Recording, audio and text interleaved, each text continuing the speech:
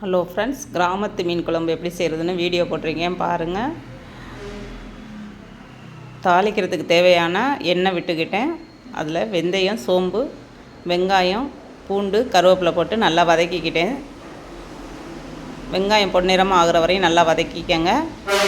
அது ஒரு பக்கம் வதங்கட்டும். அதுக்கப்புறம் பாதி வெங்காயம், தக்காளி, கடலைப்பருப்பு 1 ஸ்பூனு, உளுந்தம்பருப்பு 1 ஸ்பூனு, ஜீரகம், மிளகு எல்லாம் போட்டு இது மாதிரி வதக்கி வச்சுருக்கேன். இது மசாலாக்கு அது இது மாதிரி வதக்கி எடுத்து வச்சுக்கோங்க. இது ஆறின பிறகு மிக்ஸ் ஜாரில் சேர்த்து நைஸாக அரைச்சி எடுத்துக்கோங்க பேஸ்ட்டு பதத்துக்கு.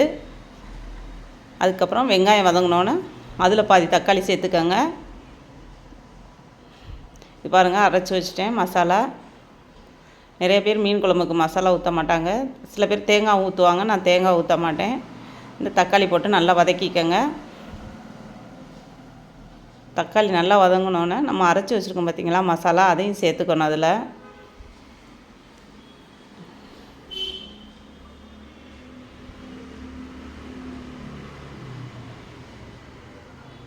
தக்காளி நல்லா வதங்கட்டும்.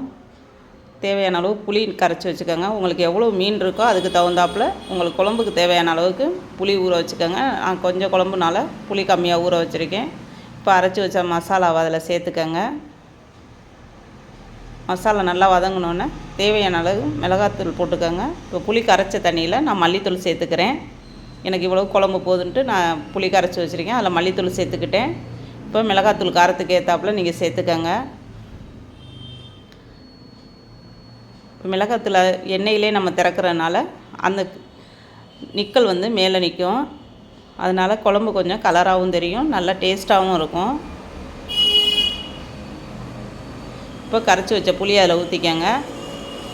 மல்லித்தூளும் புளி கரைசலும் இருந்தது. இது நல்லா கொதி வரட்டும். லைட்டாக கொதி வந்தோடனே மாங்காய் இருந்துச்சுன்னா மாங்காய் சேர்த்துக்கங்க. இல்லை லாஸ்ட்டில் கூட நீங்கள் மாங்காய் சேர்த்துக்கலாம்.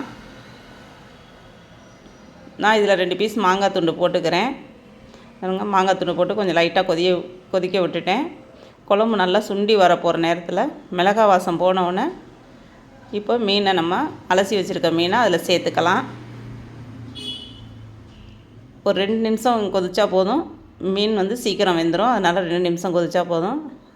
சுவையான கிராமத்து மீன் குழம்பு. நீங்களும் இது மாதிரி மசாலா அரைச்சி செஞ்சு பாருங்கள். மீன் குழம்பு சூப்பராக இருக்கும். வீடியோவை ஸ்கிப் பண்ணாமல் பார்த்துட்டு வாங்க. தேங்க்யூ.